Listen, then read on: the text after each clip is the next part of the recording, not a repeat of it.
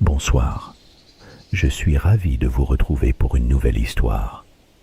Avant de commencer, un grand merci à vous d'être là et de prendre le temps d'écouter mes récits.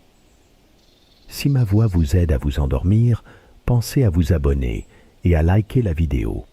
C'est un petit geste qui soutient mon travail et m'encourage à vous offrir encore plus d'histoires. Ce soir, avez-vous déjà songé à ce qui se passerait si un étrange secret venait bouleverser une existence des plus paisibles? Je vous invite à suivre Éloi, un vieux berger solitaire dont la vie va être transformée par une rencontre inattendue, porteuse de mystère et de douceur. Laissez-vous entraîner dans ce récit où le destin, la tendresse et l'inconnu se tissent au fil des jours et des nuits. Bonne écoute et douce nuit.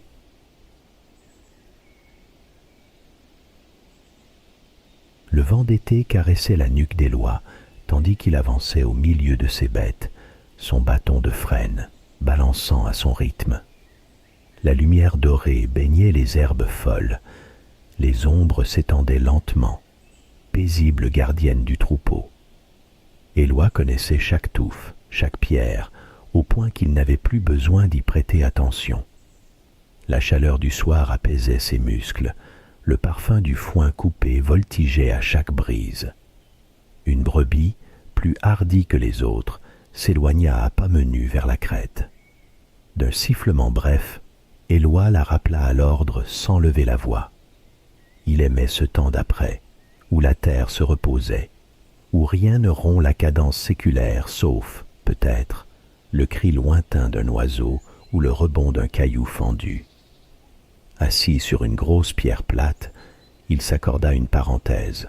La lumière s'adoucissait, le soleil effleurait la cime des arbres, et les collines autour semblaient s'assoupir, engourdies de chaleur. Quelques moutons resserraient le cercle. Ils attendaient d'un air résigné d'être ramenés à la bergerie. Éloi savourait ce sentiment de n'être qu'un souffle parmi les vents, dépositaire d'habitudes lentes et sûres. Mais ce soir-là, un grondement sourd fendit le silence, avançant comme un présage à travers la vallée. Éloi se tendit sans le vouloir, le regard en alerte, l'oreille dressée. Ce n'était ni le bruit d'un tracteur, ni celui d'un orage lointain. Plus métallique, vibrant, presque incongru dans ce décor de rocailles et de moutons. Il scruta le ciel, plissant les yeux contre la lumière.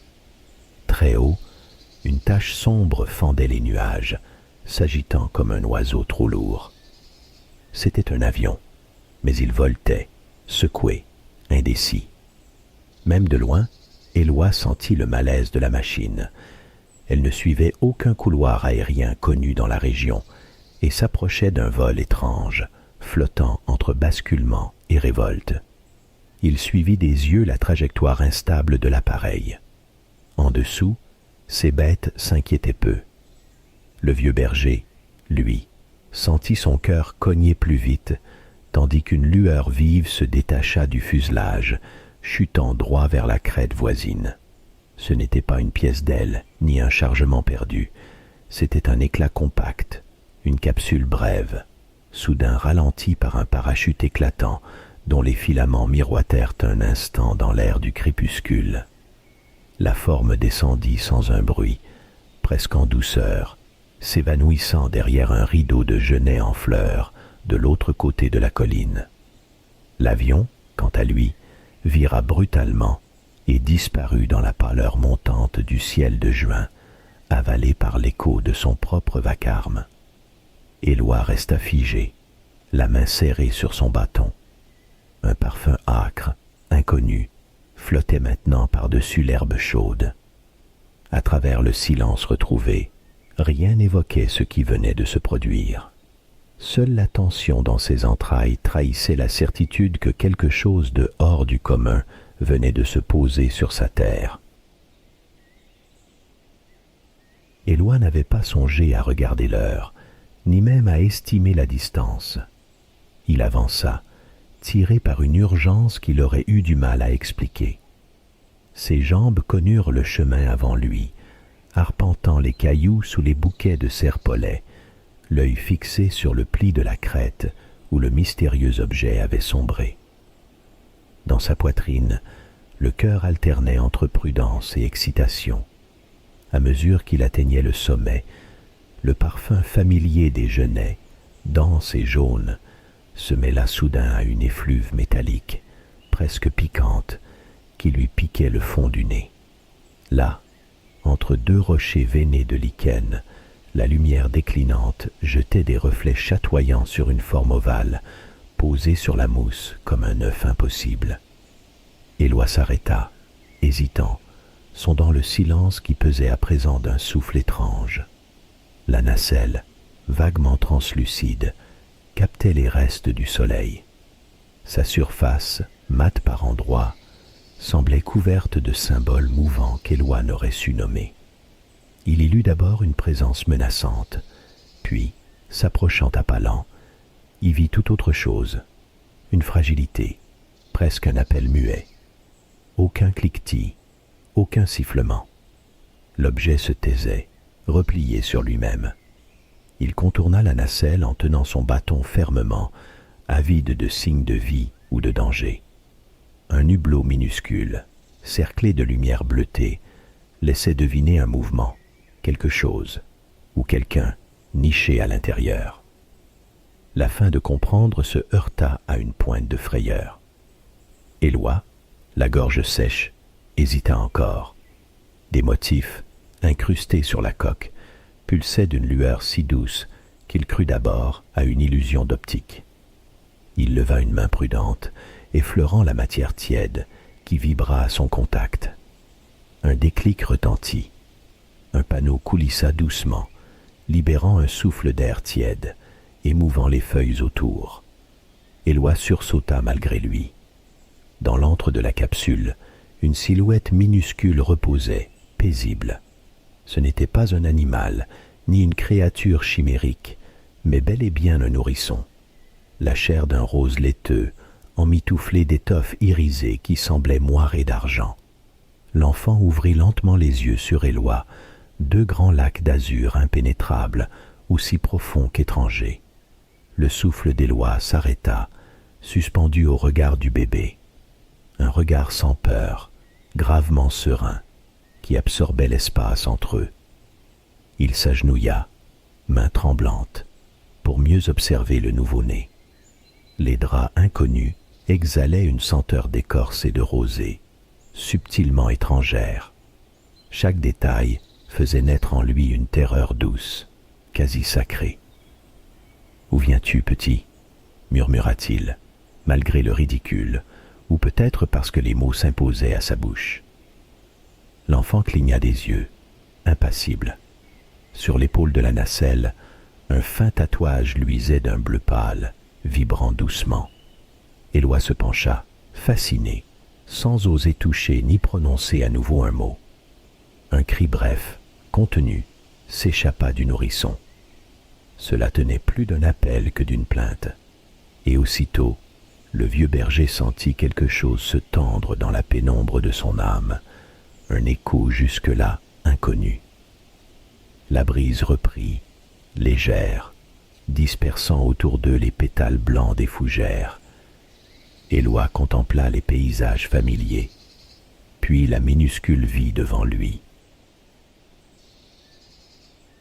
Éloi resta longtemps accroupi devant la capsule, sans savoir quoi faire. L'enfant, dont le souffle léger se condensait à peine sur les étoffes irisées, le fixait encore, paisible. La nuit s'épaississait sur la lande, et le vent avait fraîchi. Il n'avait plus le choix, il ne pouvait tout de même pas laisser ce tout petit dehors, à la merci des renards et du froid. Il ôta sa cape de laine, la déploya doucement, puis s'approcha tel un novice, aussi précautionneux qu'un moine face à la moindre touche du divin. Il glissa la paume sous le cou délicat du bébé, lui soutenant l'épaule sans broncher devant la chaleur vivace de ce minuscule corps étrange. Le petit se laissa soulever, confiant. Soudain froissé de tendresse, Éloi referma la cape autour de lui, le nichant contre sa poitrine où battait un cœur effaré. La nacelle pulsa brièvement d'une lumière sourde au moment où il s'en éloigna. Éloi s'immobilisa, un pied dans l'herbe détrempée, et revint sur ses pas. Il s'agenouilla une dernière fois, posant la main sur le rebord translucide. La coque vibrait, comme si elle respirait. Les symboles, dessinés en filigrane, semblaient couler, se réarranger en motifs nouveaux. D'un doigt tremblant, il tâta la panoplie de minuscules reliefs. Certains émettaient une secousse douce, d'autres, au contraire, restaient muets. Il entreprit alors de chercher un bouton, un loquet, n'importe quoi qui eût permis de fermer la capsule, de la dissimuler, de l'éteindre peut-être. Mais chaque pression ne produisait que des lueurs imprévisibles, de minuscules éclats teintés, et parfois une vibration sous-jacente, comme une base continue. La capsule n'obéissait à rien qu'il pût comprendre. À bout d'imagination, il recouvrit le tout d'une brassée de fougères voisines, sans parvenir à calmer l'incertitude qui serrait sa gorge. Serrant le bébé contre lui, il s'engagea sur le chemin pierreux qui descendait vers la bergerie, d'un pas lourd mais décidé. Les moutons avaient rejoint leur abri, invisibles sous la brume perfide. Éloi sentait à chaque pas le poids chaud de l'enfant, le souffle minuscule contre ses côtes. Dans la vieille bâtisse faiblement éclairée par la lune, il poussa la porte d'un coup de hanche et déposa son précieux fardeau sur son lit de paille récente. Le silence du lieu se peupla, pour la première fois depuis des années, d'une présence nouvelle. Le souffle de l'enfant, ténu, ajoutait au tic-tac feutré de la vieille horloge. Délicatement, Éloi vérifia que la cape enveloppait bien le bébé, ajustant les pans sur les petits points recroquevillés. L'enfant hésita, puis émit un bruissement presque chanté, avant de se ratatiner tout contre lui, endormi en un clin d'œil. Éloi s'assit, un peu gauche, puis, guidé par l'instinct, se remit à fredonner, d'abord bas, puis d'une voix flûtée et sûre, la comptine que sa mère entonnait après les récoltes. « Dors, jolie graine, la nuit se pose sur ton front doux, léger comme une rose. » La chanson tranquillement murmurée fila, simple ruban entre leurs deux souffles. La main d'Éloi protégeait la nuque fragile. À l'extérieur, la lune blême dessinait ses parures sur le plancher. Éloi contempla le duvet doré du nourrisson, et, pour la première fois depuis longtemps, la solitude qui lui tenait compagnie céda la place à un avenir dont il ne savait rien. Un son étrange trottait dans la tête d'Éloi, faible comme la vibration d'un essaim d'abeilles à la saison morte. Il ouvrit un œil, sans comprendre d'abord l'urgence discrète qui perçait le sommeil. La bergerie, dans son demi-jour, baignait son plafond de lueur pâle que la lune traçait à la dérobée. L'enfant sur la botte de paille respirait paisiblement, roulé dans la cape, mais dehors, le bourdonnement grandissait, irrégulier, mêlé à un éclat fugace sur le versant du vallon. Longtemps, Éloi écouta, statufié sur sa paillasse, le souffle suspendu. Il glissa hors du lit, veillant à ne pas troubler l'enfant. Son épaule buta doucement la porte rustique qui grinça un soupir rauque. Le silence se densifia alors. Prudence plus forte que la peur, il longea l'abri des moutons et se dirigea vers la crête, prenant soin de contourner les plaques d'ortie encore brillantes de rosée. Le bourdonnement avait cessé. Une veine de lumière verdâtre, à l'horizon, sinua entre deux collines, faible comme le feu d'une luciole affaiblie. Éloi devina que ce n'était pas le moment de jouer au héros. Il retourna vers la bergerie, attrapa la nacelle, la hissa, à bout de bras, derrière les bottes de foin entassées contre le mur nord. Elle délestait un froid très léger dans sa paume, différent déjà de la veille. Il compressa les fougères autour d'elle, puis revint s'asseoir, l'oreille tendue au moindre bruit. impossible de retrouver le fil du sommeil. La nuit avait cousu son propre avertissement sous ses paupières. Aux premières lueurs, il se leva, fatigué mais l'esprit clair, résolu à voir ce qu'il adviendrait. L'enfant dormait toujours, minuscule, la main repliée sous la joue. Éloi remplit un bidon d'eau au puits, vérifia la bergerie d'un œil nerveux, puis gravit le sentier vers la crête, main dans les poches, marchant comme pour ses rituels de vieux berger.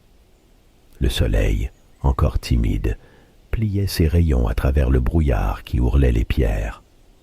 Arrivé à hauteur du plateau, son pas ralentit. Une odeur inhabituelle piquait la gorge de la lande, quelque chose entre la tôle brûlée et l'humus chaud. Bientôt, il vit les premiers indices, minuscules fragments de verre opaque, tandis que l'herbe était noircie par endroits. Plus loin, sur la pente, un entrelac de métal et de câbles filandreux ployait doucement sous la rosée. L'avion, ou ce qu'il en restait, n'était plus qu'un squelette démembré, fumant encore par endroits, couvert de gouttes irisées. Des morceaux, difformes, semblaient fondus ou percés par quelque force silencieuse. La mousse des pierres avait grillé localement, dégageant des volutes âcres.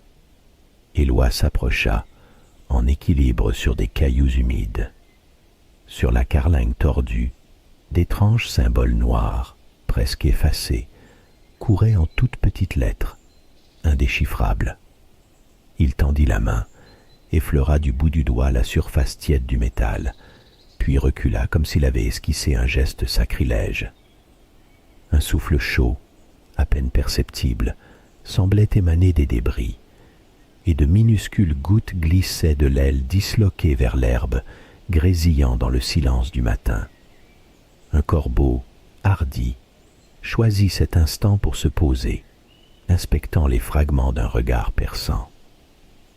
Le vent d'est rapporta soudain une mélodie égarée et la sensation fugace d'être épié, là, à découvert, parmi ces vestiges où le ciel venait de jeter un secret impossible à enterrer. Le cœur battant à rompre, Éloi trouva refuge derrière un vieux buisson, aux feuilles piquées noires, tout juste assez large pour masquer sa silhouette noueuse. Son souffle s'accordait au silence du matin, à peine troublé par la brise. D'ici, il distinguait les fragments dispersés sur l'herbe noircie, témoins muets de la nuit passée. 3 hommes apparurent à pas feutrés entre les rochers, silhouettes droites, vêtus d'une tenue sombre dont l'aspect sévère détonnait dans la lumière indécise. Leurs chaussures souples glissaient silencieusement dans la rosée. Des oreillettes rutilaient à leurs tempes, câbles discrets courant sous la veste.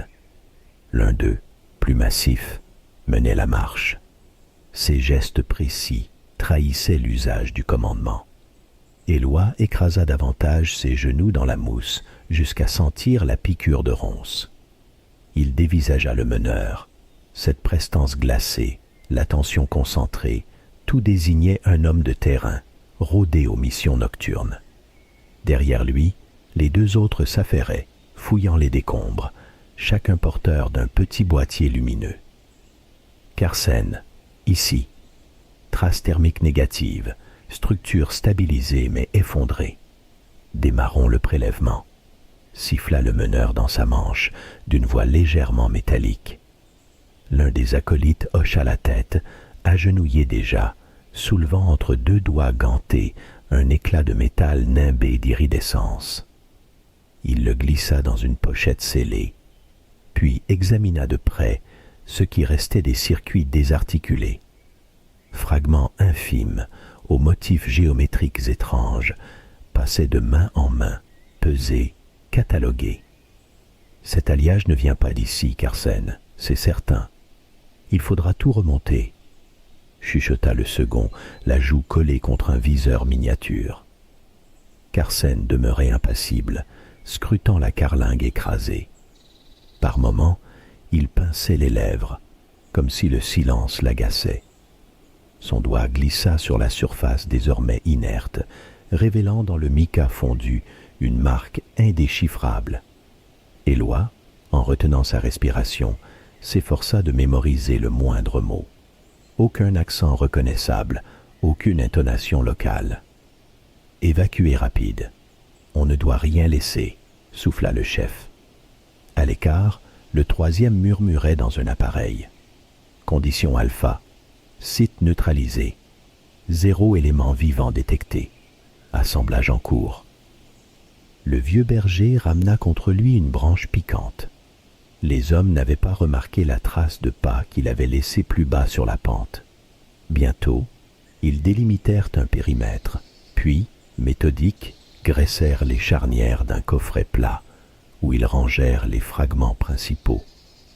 L'un planta dans le sol un module ultra fin, qui projeta un faisceau d'un bleu cru, balayant les herbes, effaçant sans bruit toute trace de l'accident sur la mousse détrempée. Éloi sentit grandir une sensation d'étrangeté aiguë. Rien dans les paroles de ces hommes n'évoquait le secours ni le deuil. Tout visait à l'oubli, à l'effacement. Il guetta le moindre nom, la moindre allusion, mais il n'entendit que ce mot, répété doucement par le meneur, comme un mot de passe ou une prière. « Carsen ». Un frisson remonta l'échine du vieux berger, non pas de peur franche, mais de cette lucidité qui naît à l'aube, quand l'impossible devient tangible sous la main qui tremble. La brume s'épaississait sur les prairies, brodant d'argent les touffes d'herbe foulées dans la nuit. Éloi, toujours tapi derrière son buisson, sentait l'humidité lui remonter le long des jambes. Un silence tendu régna, seulement troublé par le souffle des trois hommes qui inspectaient pour la dernière fois le terrain. Le chef, Carsen, se redressa, les yeux fixés sur les restes calcinés. Sa voix s'éleva, tranchante, mais maintenue à ce murmure d'acier. La nacelle a entièrement brûlé. Aucun survivant. L'enfant n'a pas résisté à l'impact. Une brève stupeur glacée traversa l'air, aussitôt suivie du soupir retenu de ses compagnons. Pas de questions, pas d'objections. Juste ce soulagement opaque, difficile à cerner, et pourtant palpable dans la posture plus souple de leurs épaules. L'événement ne semblait pas les attrister. Il sonnait même comme une délivrance attendue. Le second agent s'approcha de Carsen, rangeant son boîtier dans une sacoche aussi noire que sa tenue. Il murmura « Confirmation transmise. La procédure s'achève. » Le troisième, impassible, balayait machinalement la prairie du regard, vérifiant que rien ne briserait la fiction qu'il venait d'installer. Éloi, hérissé sous sa vieille cape, secoua imperceptiblement la tête. Cette hypocrisie glacée lui donnait la nausée.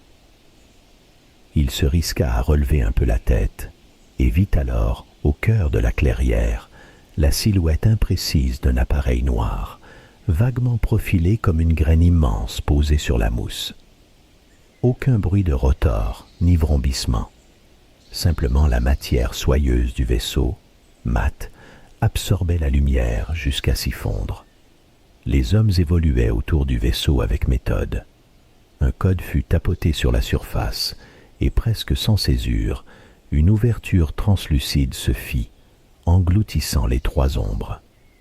L'un d'eux s'attarda, jetant un dernier regard à la carcasse de l'avion, avant de disparaître à son tour derrière la membrane mouvante de l'appareil.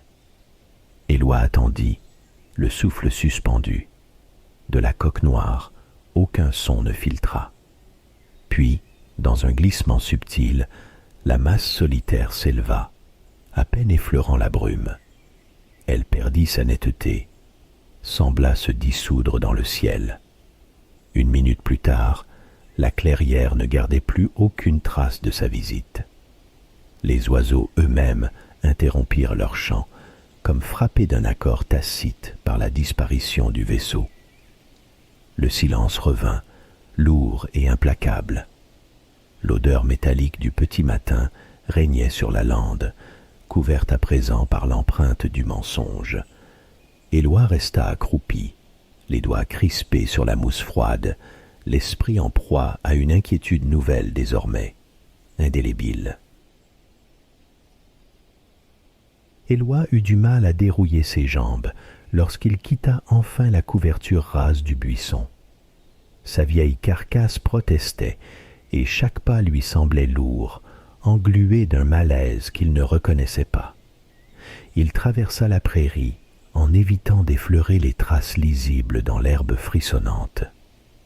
Depuis la disparition du vaisseau dans la brume, le vent ne s'était pas levé, et l'aube se montrait d'une pâleur quasiment souterraine.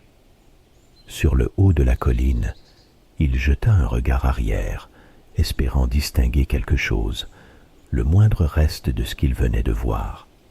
Mais rien ne subsistait que du silence, croissant au fur et à mesure qu'il s'approchait de sa bergerie. Les voix basses, la phrase de Carsen « L'enfant n'a pas résisté à l'impact » résonnait dans sa tête avec la précision d'un avertissement. Il ralentit à la lisière de sa clairière, les doigts tordant machinalement un pan de sa caprèche. Pourquoi tant de précautions, tant de mensonges glacés autour de ce bébé tombé du ciel? Était-il un témoin importun ou le gardien dérisoire d'un secret étranger? Il s'appuya contre un muret envahi de lichen, tentant de dévider les chevaux de cette nuit compromettante.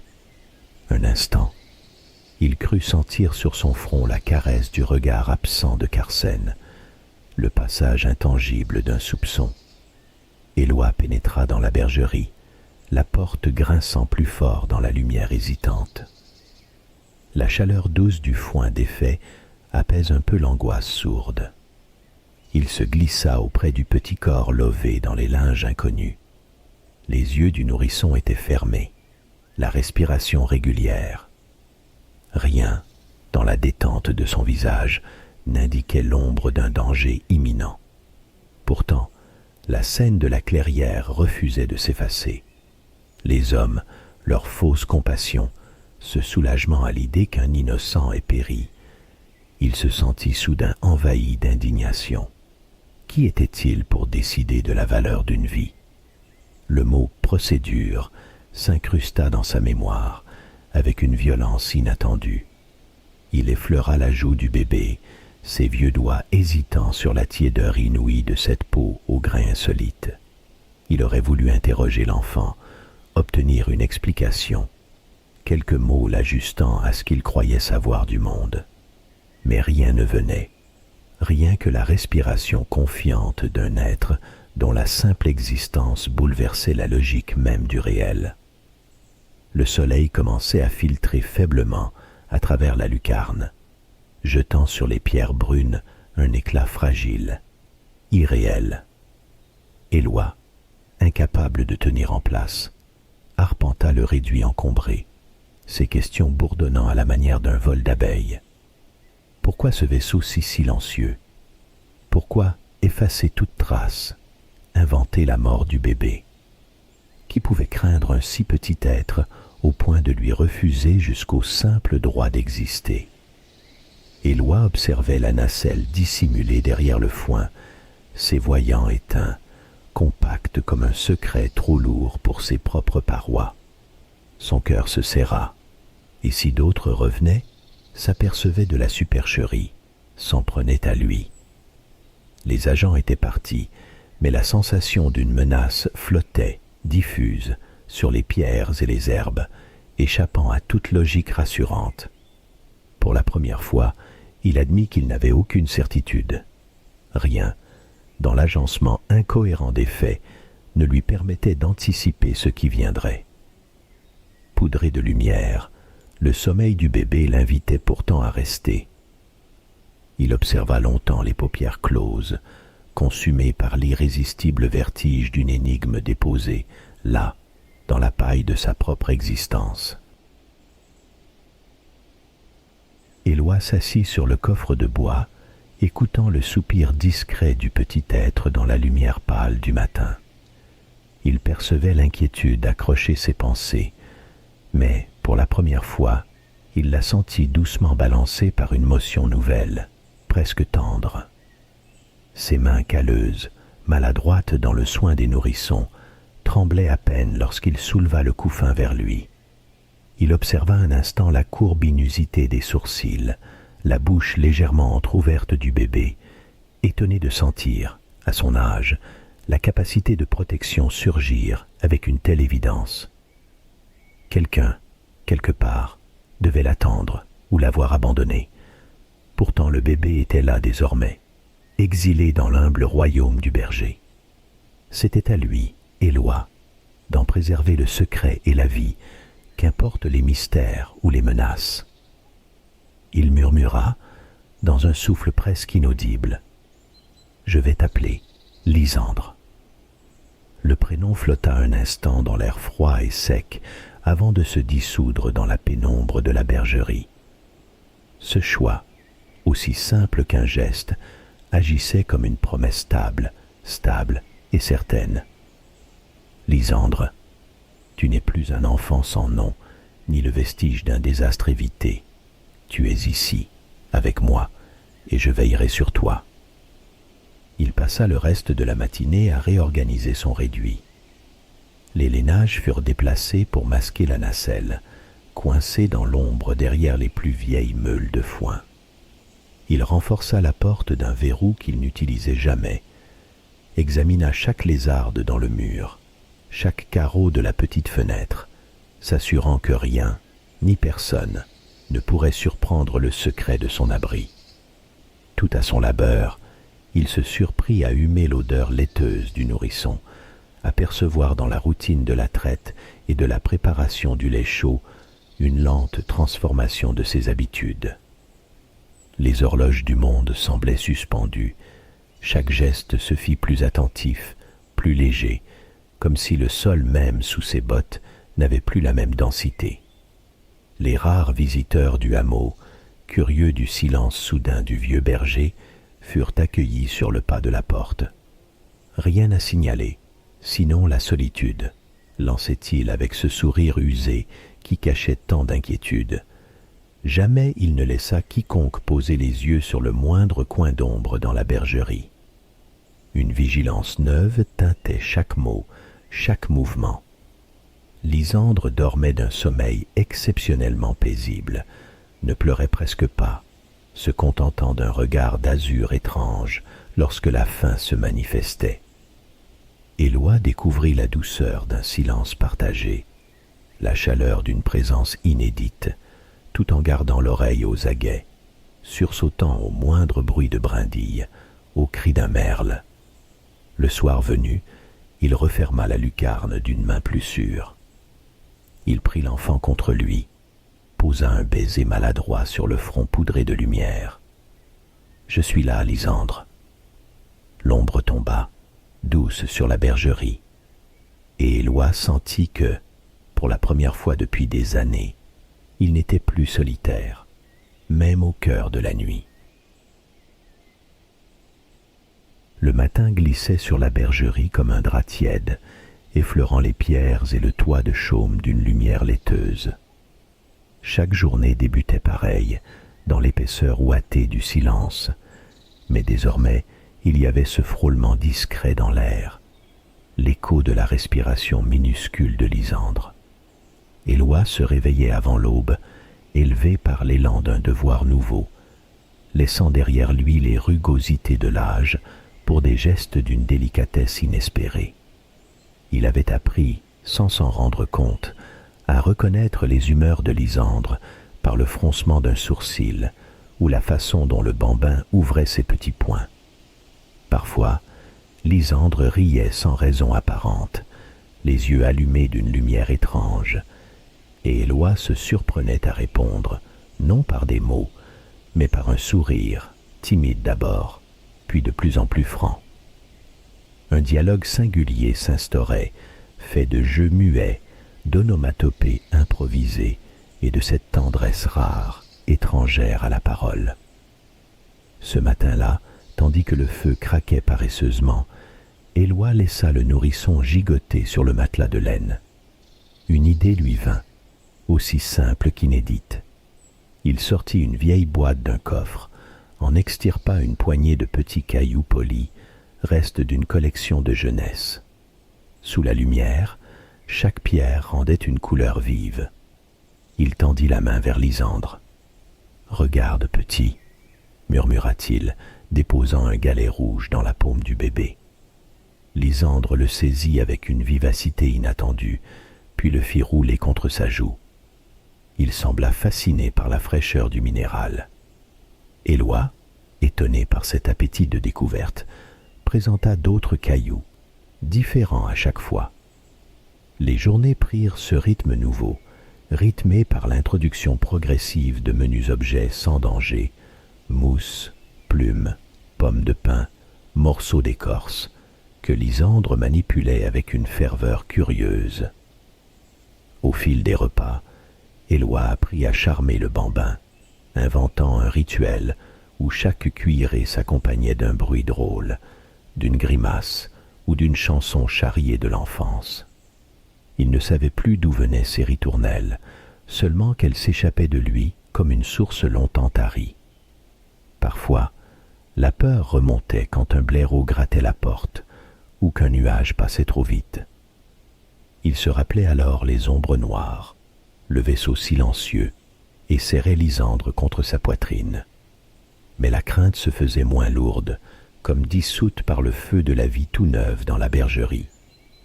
Ce lieu, jadis simple abri, devenait îlot sûr, sanctuaire du jeu et de la confiance.